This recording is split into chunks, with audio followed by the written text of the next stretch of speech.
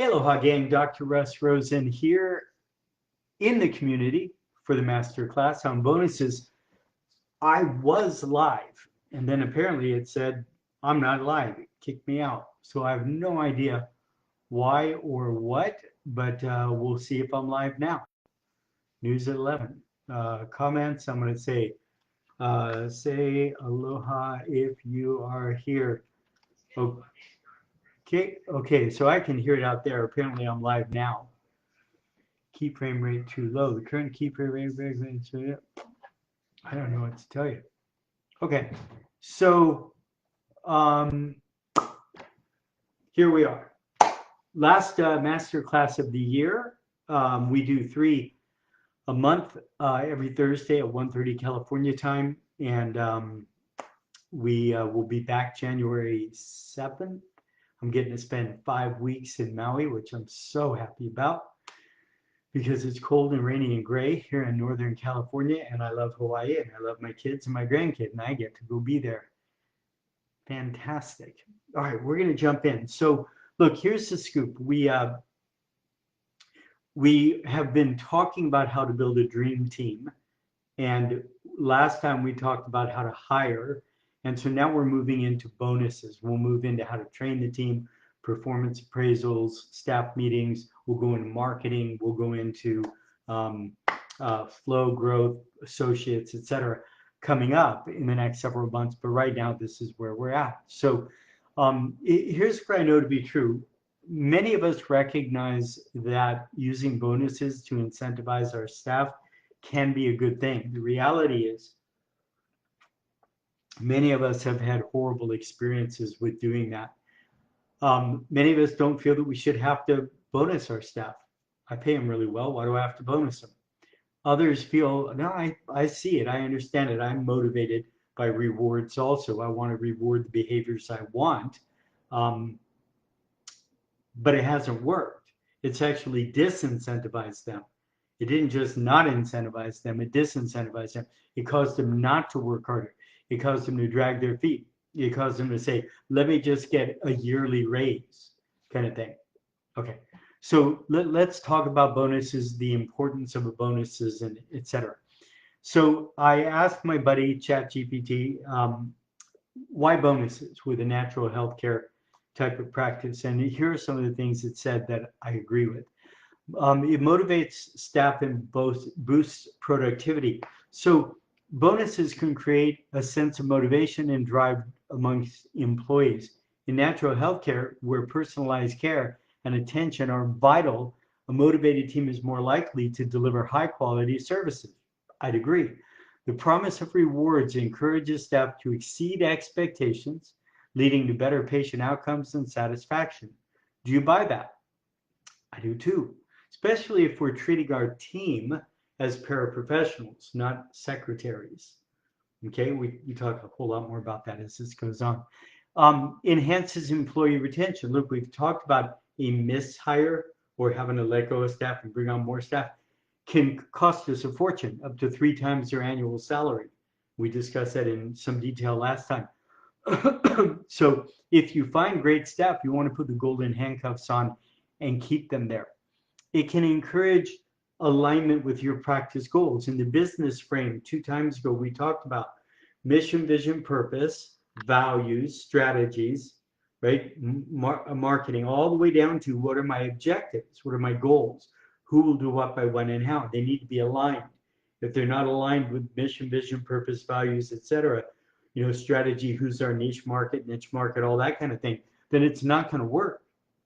Even if it's something that seems like it's a good thing to do or to bring us in a lot of money, it's not a good thing to do. So again, we absolutely want these to be aligned with our business frame. Improves team morale, absolutely. If they're making more money because they're doing a better service and they're serving more people and making more money and saving more lives, then they're happy. It recognizes and rewards effort. In essence, reward the behaviors you want. Everyone appreciates being appreciated, right? It drives professional growth, skill development, exceptional patient care. So Hmm. If you've got staff, sorry about that. If you have staff that are doing more than just answering the phone and scheduling, if they are, if they're doing pre-consultations, what we call tech CAs, if they're helping out with the exam, helping out with the report of findings, if they're doing therapies, if they're talking finances, if there's all kinds of ways that they can improve upon what they're doing and really become more of a paraprofessional. It increases patient satisfaction. Obviously, better staff doing a better job leads to happier patients who stay, pay, and refer for a lifetime. It also gives us an opportunity for flexible compensation, right? So the last thing I want to do is have someone on a salary or on a base pay, a hourly pay, and then every 6 months or every year it goes up. Why? Because they're here. It's called temporal, in fee increase because they're here for a period of time. If I don't want it to be that way, I want it to be if you're doing a better job and we're serving more people, we're bringing in more money so I can afford to pay you more. It's just a real different perspective. And then, of course, it can attract top talent. If you've been trying to hire recently since post-COVID, man, it's tricky out there, signing bonuses and all kinds of things. So if you're going to do something other than just have, would you like fries with that? If you're going to have somebody who's going to actually be, doing more than just taking, answering the phone and scheduling appointments, you want to make sure you really get good people. Okay, so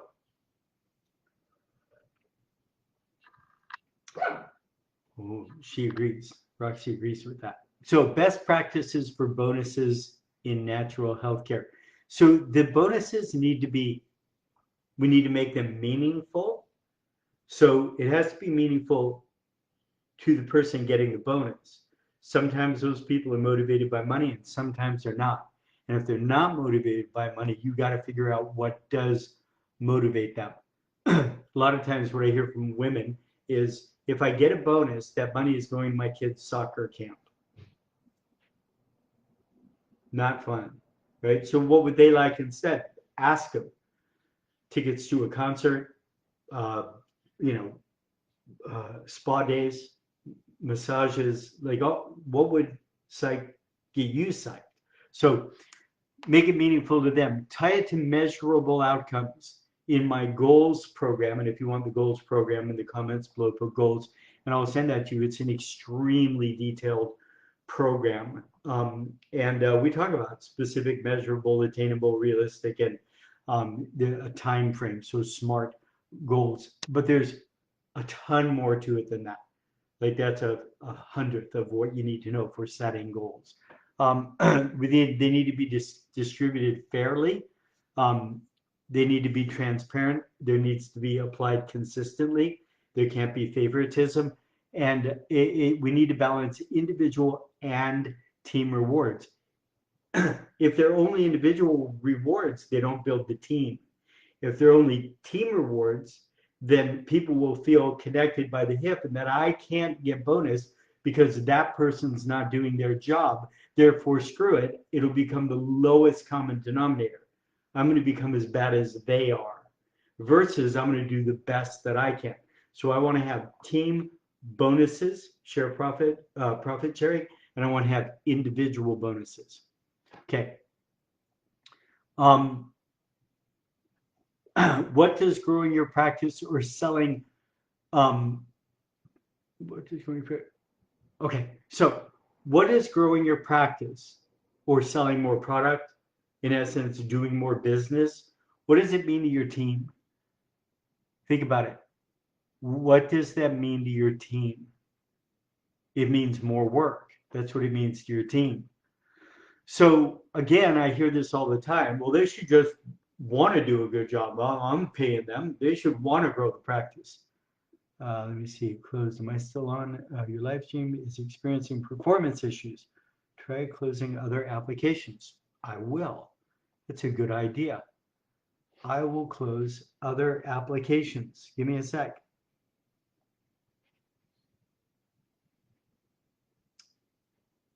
Closing. Give me a sec, guys. Okay. Let me see. Can I close that one? Yes, I can. Let's see if that helps. That'll be interesting. Doesn't look like it helps. Okay. Um, so I get it. They should do it because that's what they get paid to do, blah, blah, blah. But, human beings are motivated by rewards, and that's just how it is. Reward the behavior you want. I had a doc I was working with who didn't call me one coaching call because his phone was shut off. And his phone was shut off and his electricity was shut off because he didn't have any money. And the reason he didn't have any money is he had over $100,000 worth of reports to write for his insurance, and he would have got the money, but he sat and played video games instead, right? So, if in the next 10 days, every day you get a report done a day, you get $1 million. And if you don't, I'm going to cut a finger off. Would you get it done? Yeah. For this guy, we literally hired a CA to come sit with him, not allow him to play video games so he could get his stinking reports done so that he could turn his phones back on. Right? I mean, it's human behavior. It's just the way it is. I happen to feel this as far as the laws of the universe. If you do a better job so we can serve more people, so we can save more lives and improve more lives, and we can bring in more money because of that, you deserve more money. If you perform better, if you do a better job, if you have a better skill set, you deserve to get paid more. Just my opinion, just how my world works. So we want to cultivate great staff. If we treat them as paraprofessionals, they'll act that way. If we treat them as a secretary, they'll act that way. Well, if you want to do that and treat them like a paraprofessional, bonus systems work really well. I talked about in the last time that I've seen mediocre doctors and great teams do really well. And I've seen great doctors and mediocre teams or not good teams not do well. Great doctors, great teams is what we want. But again, the team is really important. Again, if you're doing this on your own and you don't have staff, that's fine. No problem, but that does limit your growth, as we talked about last time.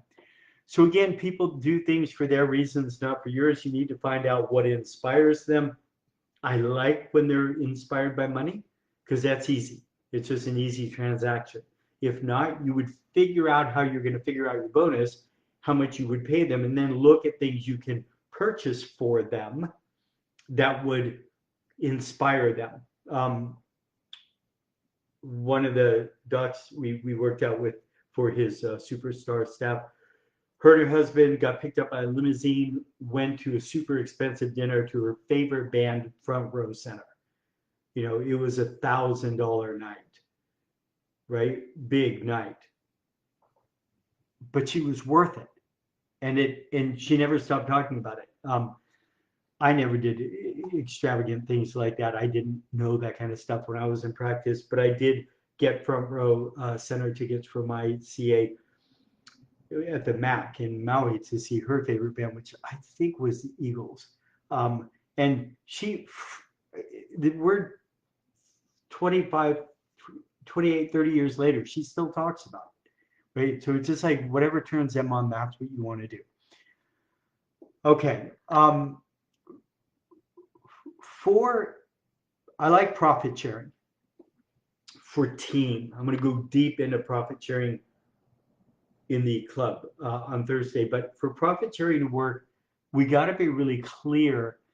And these are the steps that need to happen. One, the staff has to be extremely clear on the goals. And again, if you want access to my goal program, just let me know and I'll send that to you. They have to believe that they can attain the goals. If they don't believe that they can attain the goals, it will disincentivize them. They'll throw their hands up and say, forget it, it's a carrot. I'm never going to get that carrot. I'm never going to get this goal. This sucks. And it will disincentivize them. So we don't want to do that. Obviously, if they don't feel, you got to figure out why. So before we talked about board stress during the zone and reorganize, we talked about that in the last one. That's what we got to do. We have to make sure that we set reasonable attainable, achievable goals that they believe that they can hit, and then we objectively show them exactly how to do that, right? And we follow up. And again, you can go into the goals program of how you do that.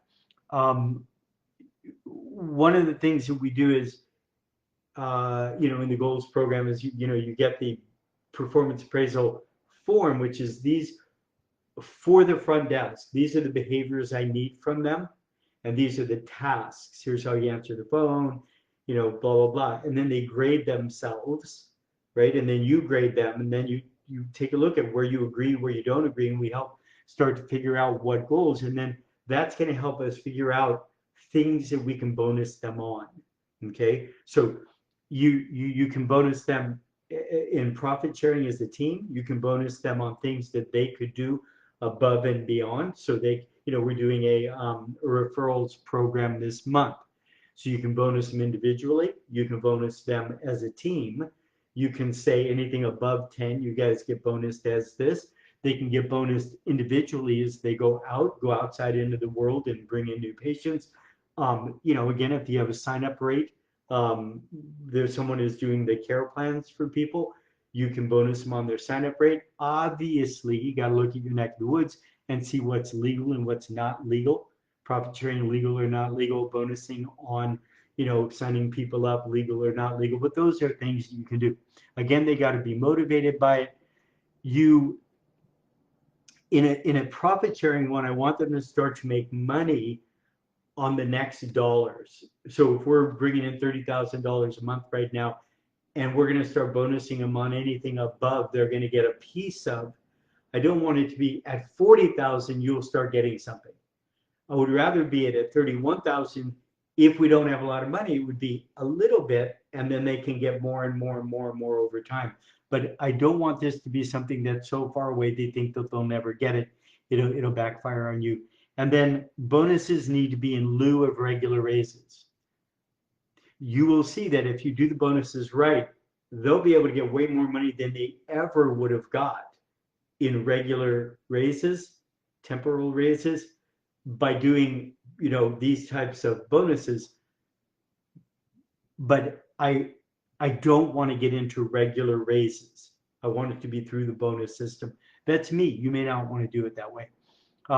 Again, all kinds of different types of bonuses that you can use. I'm going to be going into profit sharing, individual, short-term, long-term, all of that stuff in some real detail in the club. If you want to join that call or watch the replay, that's going to be Thursday, 11 o'clock California time. Of course, I post the replays. And if you want that, just put club and I'll give you a free month in the club. And again, that's where, you can get this and you can get this and you can get all the stuff that I have given in the club. So look, I hope that helps, and I hope it was live. I hope I didn't just do this for myself, because I already know this information, right? I didn't need to do it just for myself. I hope you all have a really wonderful holiday season, whatever that is for you, that you enjoy it, you get family time, you regenerate, you recuperate, you come back to 2025 so that you can make 2025 your best year ever. By the way, I have 2 spots opening up for January for one-on-one coaching.